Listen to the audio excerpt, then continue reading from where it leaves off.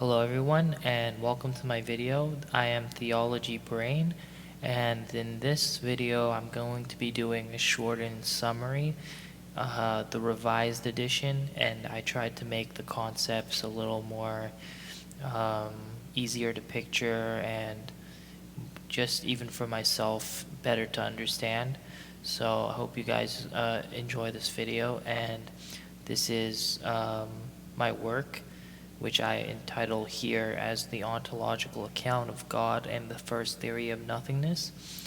And this is a philosophical proof of God's existence.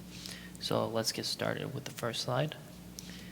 This summary that I'm talking about, it has been taken from my book. So if you guys want to check that out, the link is there on Amazon. And if you just want to read it or whatever, it's quite cheap. So, but that's up to you. So it's taken from there, and I'm basically just going to be reading the slides and trying to make a quick summary of what I'm generally talking about in my book here. Okay, so let's start. What is chaos? Chaos. Number 1, the absence of rules is a rule. Number 2, things that follow rules can be classed as a system or part of one. Number 3, chaos then is a system of possibilities, the mapping out of the absence of rules. Therefore, members of chaos must be infinitely recurring on themselves, a possibility toward all other undetermined possibilities back onto themselves. Thus, there can be no maintained source of potential because of all the infinite momentums. Therefore, chaos cannot exist within time or space because there is no potential for it to exist as a single thing itself. Chaos needs time and space to properly define itself ironically, or else what is it purporting? It would be self-contradictory. There would be just order instead, the preferred starting point. Because chaos is the absence of order, that which is absent should have ontological preference or should exist first. Therefore, chaos is a valid idea that cannot be properly executed in reality, but only exists in theory. Next slide, investigation point 7. Chaos needs time and space to properly define itself, or else what is it purporting? It would be self-contradictory. There would be just order instead, the preferred starting point. Order does not need time and space, but only requires one component, which is either time or space, because either of these follow rules that are opposed to chaos. The arrow of time, for example, always goes forwards, and space always exists, but with rules. So you need both in order to create chaos, which allows for the abandonment of these rules within these rules, if you so get what I'm trying to say here. Therefore, order as ontological preference should exist prior or first to chaos because it requires less possibilities to be made true. This follows the Occam's razor principle, and if you guys are not familiar with that, the Occam's razor principle basically says, here, the principle gives precedence to simplicity. Of two competing theories, the simpler explanation of an entity is to be preferred. Taken from Encyclopedia Britannica there. Therefore, order must be the preferred starting point. Next slide. The arrow of possibility goes backwards. Then what is possibility, at least conceived through time? As time has its own arrow of entropy, we see that possibility is also impacted by some form of entropy as well. There is an arrow of momentum that links the threads of possibility together. Momentum of possibilities. As possibilities map onto themselves, they create more and more potential for more possibilities, which increases the rate of possibilities when they come from a single potentiality being conceived into multiple ones. Basically, more possibilities become possible going forwards through time, and this rule is always momentous, as it always follows without any inertia or halting. Oppositely, when possibilities go back in time, we see that they begin to clump into larger and larger categories, which are more and more inertial, lack of movement. Because of the lessening of possibilities going backwards and the growing of these possibilities into a single potentiality. Okay, so that's important to note as we go to the next slide. Pure possibility. But when we look backwards, we see that the momentum becomes lessened and that potentiality grows as well towards larger categories that may exclude time as a possibility. that potentiality is carried through less and less vehicles of possibilities until we find that it stops at one single point in space-time. A single possibility, a singularity basically. That point is completely inertial to itself and is what I call pure possibility, or the possible act of being possible. Pure possibility is possibility defined at its stillest point, a possibility of itself to itself. There is zero momentum at this crucial area.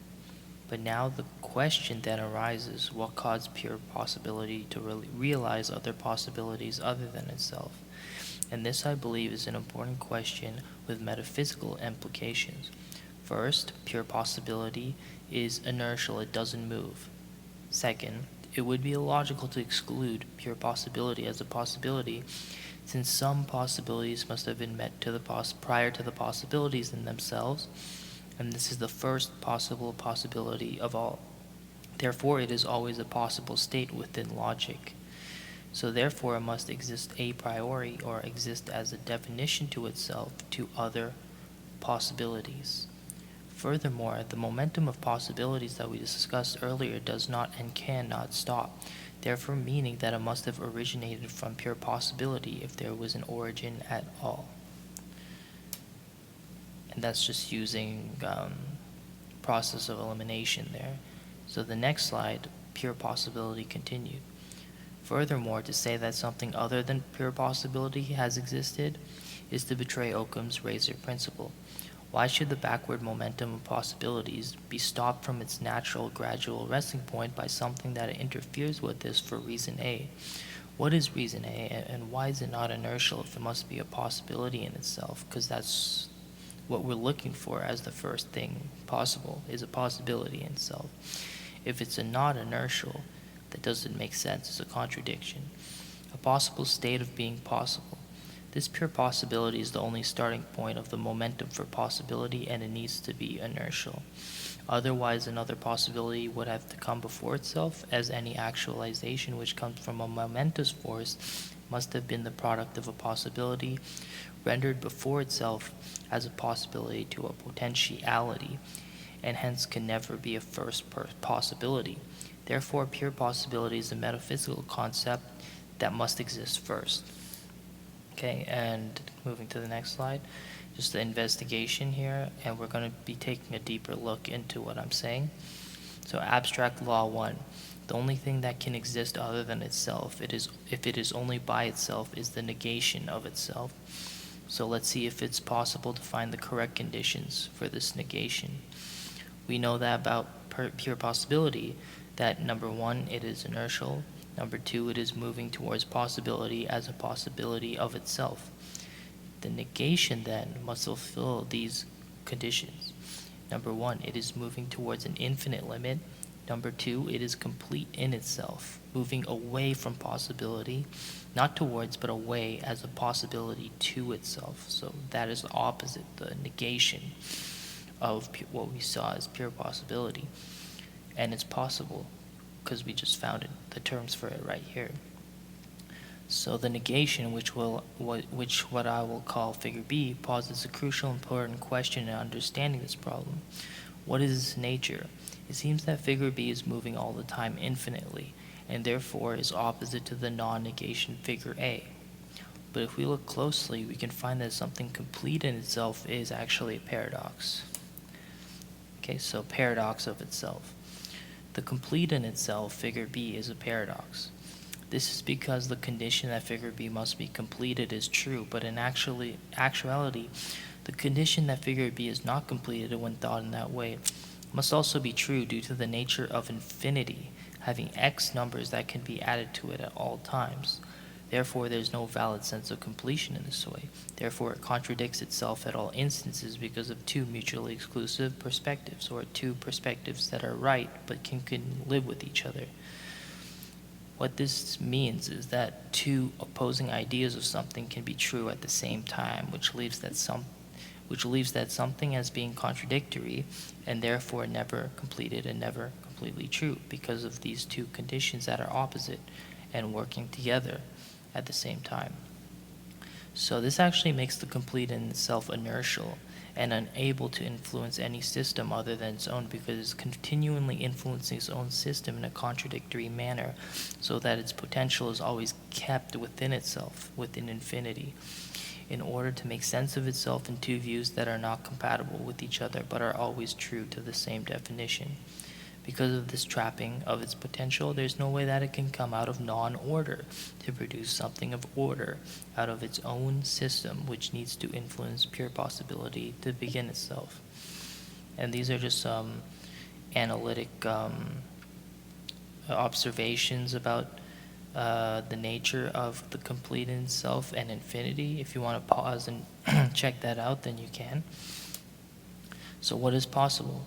So what is causing pure possibility to gain momentum that clearly does not belong to itself?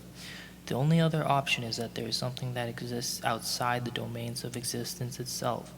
The potentiality for this is existence without existence, and can be a valid potentiality in solution to this problem. But there is a key difference to note here. Potentiality of existence without existence is vastly different than a potentiality of existence outside existence. The former, or potentiality of existence without existence, still has a possibility because it is possible. In other words, possible states do not care about existence itself, but rather logical ideas within the realm of possible ideas. The idea that something can exist out of a set, even if the set is infinitely complex, is a valid idea and therefore made possible. So, that is existence without existence. That describes existence without existence. But the potentiality of existence outside existence doesn't make sense, because possibility must work within things that exist as a requirement or preliminary condition. Here, existence doesn't exist in the first place.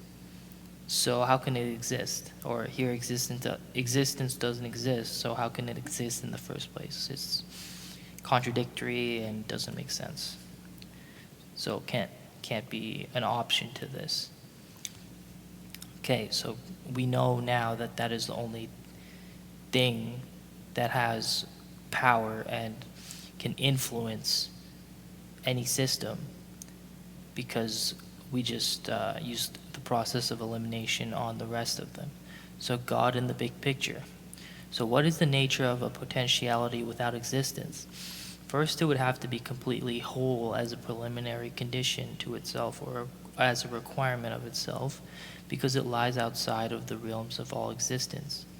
A completely whole substance is a potentiality of itself, and therefore doesn't require a potentiality of others to define itself. Therefore, it is eternal and first. This would be the only way for such a thing to exist in the domain of things that exist like this. I call this figure C for academic purposes, or God, you can call it. Figure C must also eclipse or take over all existing things because of its nature of being overbearing over possibility itself as an a priori definition to itself, a priori meaning pure, self-justified. Does this mean that it has knowledge of all things? It is hard to say, but we know that it has some form of power over the realm of existence, and that it can fully ignore it, but must acknowledge its contents in a way that is just as contradictory as figure B, the negation of pure possibility. So God can ignore this power of logic and everything, but he must also acknowledge it, because that helps define his purpose and who he is. So this is kind of going towards the mystery of God. So we will call figure C now as God. So who is God? This might make God rooted in complete ethics, because this contradiction is also what spurs ethical paradoxes as being ignorable, but nonetheless a powerful force towards acknowledgement. But the difference this time is that God exists fully, rather than questions the basis of existence fully, like figure B, the infinite negation paradox.